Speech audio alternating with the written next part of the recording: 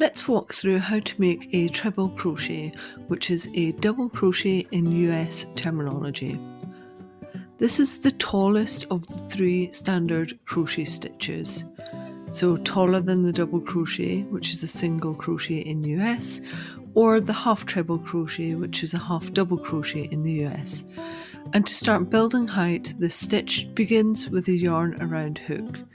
Then you place your hook through the stitch from the front to the back, making sure it is going through the front loop and the back loop at the top of the stitch.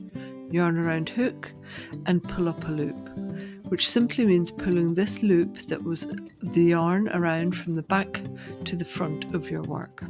And you should have 3 loops on your hook.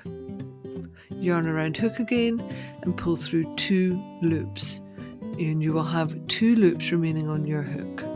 Yarn around hook and pull through those 2 remaining loops, and that makes your treble crochet. Let's do that again, but this time watch how I am trying to keep my hook horizontal to the top of my fabric to keep good tension.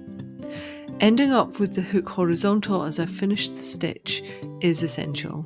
If it's pointing downwards, then the tension will be tight, and if it's pointing upwards, it's pulling more yarn through, resulting in looser tension. So ideally you want your hook to be pretty much horizontal at the end of that stitch. So let's go again with the treble crochet. Starts with the yarn around hook and place your hook through the stitch at the top. Yarn around hook and pull up a loop, bringing the hook and yarn from the back to the front of your work. That leaves you with 3 loops on your hook. Yarn around hook and pull through 2 loops, leaving 2 remaining. Yarn around hook and pull through the 2 remaining loops to make your treble crochet. You can see that mine isn't too tight, it's not too loose, it has even tension, and that's how you make treble crochets. The thing to note is, with this one I've used a starting treble, and I have a video on that.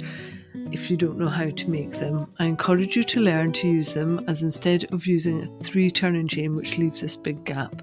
You don't get that with the starting stitch, so if you want to know how I start off my trebles at the beginning of a row, look for the video on starting treble crochets, starting double crochets in US.